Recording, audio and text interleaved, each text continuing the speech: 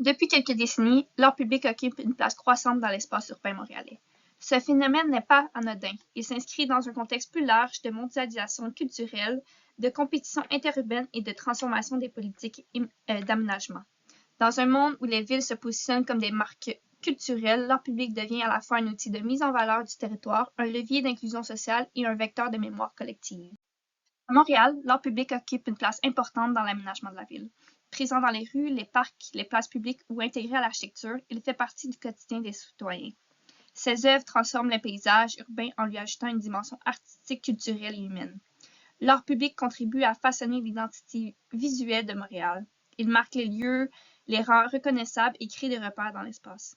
Il participe aussi à l'embellissement de la ville en rendant les milieux de vie plus attrayants et inspirants. En ce sens, il joue un rôle important dans la qualité de l'environnement urbain. Sur le plan social, l'art public a un impact direct sur la communauté. Il reflète la diversité culturelle des quartiers, valorise les mémoires collectives et permet aux citoyens de se réapproprier l'espace public. Il devient un outil de dialogue, d'inclusion et de sensibilité à diverses réalités sociales ou environnementales accessibles à tous. Il permet une démocratisation de l'art en sortant des institutions pour aller à la rencontre des gens. Enfin, l'art public favorise l'engagement communautaire. Dans certains projets, les citoyens sont invités à participer à la création ou à la réflexion autour des œuvres, ce qui renforce leur sentiment d'appartenance et de fierté envers leur quartier. Il peut aussi agir comme un catalyseur de changement en transformant des lieux négligés en espaces vivants et rassembleurs. Donc, à Montréal, l'art public est bien plus qu'un simple ornement. C'est un outil d'animation urbaine, de mémoire collective et de lien social qui enrichit à la fois les paysages et la vie communautaire. L'art public n'est pas à l'abri des tensions. Plusieurs enjeux se posent actuellement, tant sur le plan matériel que symbolique. L'un des défis majeurs auxquels fait face l'art public est celui de sa conservation matérielle. Contrairement aux œuvres muséales protégées par des conditions environnementales contrôlées, les œuvres d'art public sont constamment exposées à des agressions extérieures. Les intempéries, la pollution atmosphérique, les fluctuations thermiques importantes et bien sûr le vandalisme. Ces conditions peuvent causer une dégradation importante des œuvres au fil du temps. La responsabilité de la conservation des œuvres d'art public revient généralement à leur propriétaire, soit la ville, qui doit en assurer la pérennité tout en respectant leur intégrité matérielle et conceptuelle.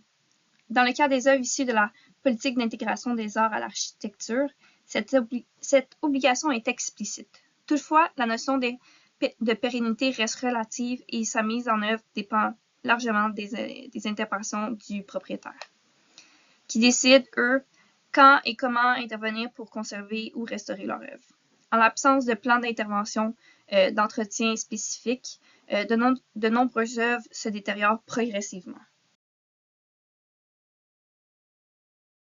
La situation se complexifie davantage lorsque les œuvres sont mal répertoriées ou réalisées avec des matériaux difficiles à restaurer.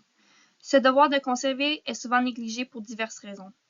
Manque de ressources, absence de suivi administratif ou encore dépriorisation de l'art public dans les politiques de gestion urbaine. Il n'est pas rare que certaines œuvres soient laissées à l'abandon pendant des années, parfois même depuis leur dépose, sans aucune même intervention.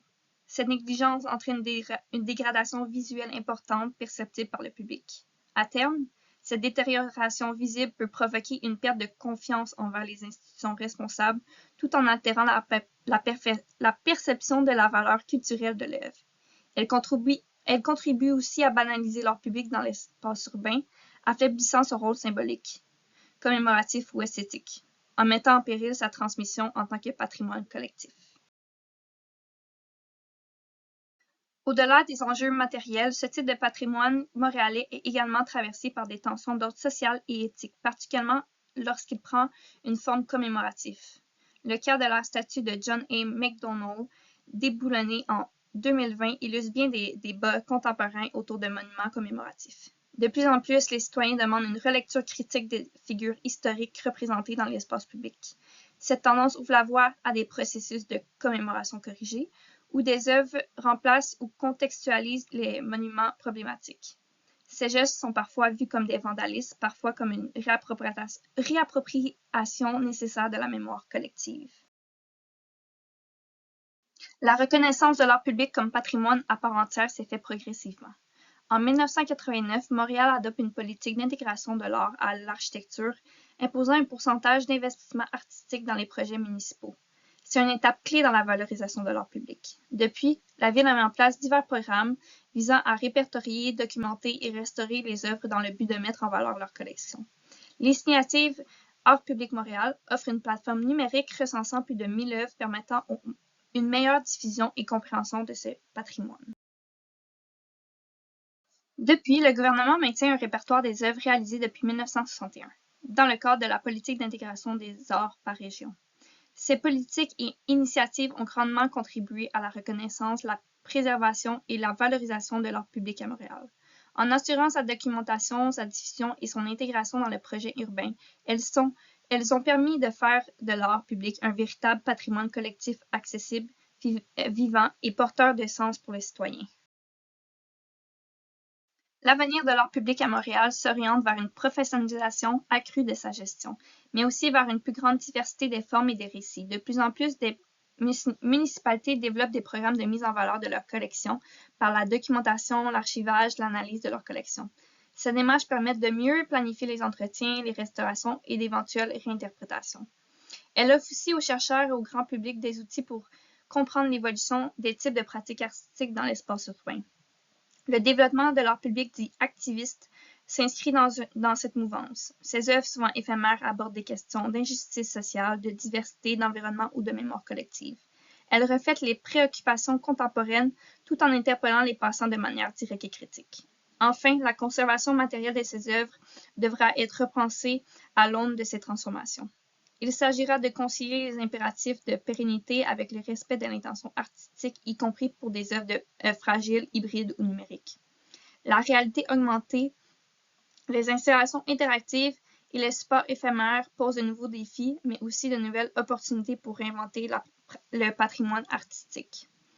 L'art public à Montréal est à la croisée des chemins entre reconnaissance patrimoniale, enjeux sociaux et innovation esthétique.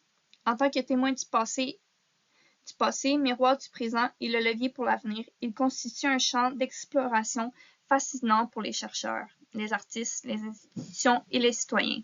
Sa gestion exige une approche à la fois sensible, critique et collaborative. En valorisant ce patrimoine vivant, Montréal affirme son engagement envers une ville inclusive, créative et attentive à la mémoire de ses lieux comme à la voix de ses habitants.